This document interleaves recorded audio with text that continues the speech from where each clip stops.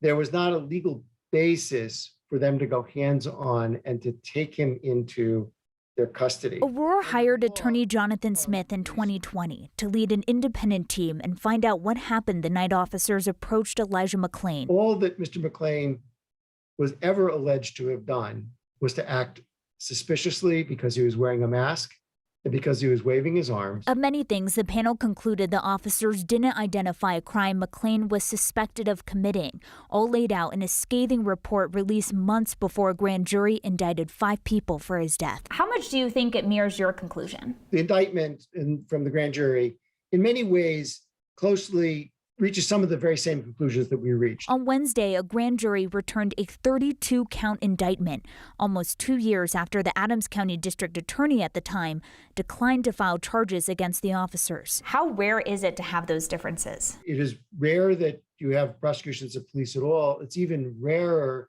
that once a local prosecutor has made a decision not to proceed, that they're overridden by the state attorney general. In 2019, former Aurora Police Chief Nick Metz called a press conference to comment on the DA's decision and the incident. I think overall the officers did a good job. I think overall the officers were trying to calm Elijah down. I have great confidence in these officers. If I didn't have that kind of confidence in these officers, I would not have returned them to the street. The independent panel called Aurora PD's investigation into McClain's death deeply flawed. Smith says the grand jury went a step further than his report and determined a cause of death. Did reach a conclusion that it was the conduct of the officers and the conduct of the EMTs and the administration of ketamine that resulted in the deprivation of oxygen to Mr. McClain's brain that caused his ultimate death.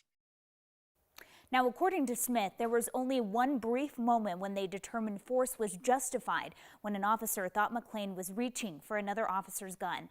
It was only after the threat was gone that Smith says McClain was put in a carotid hold.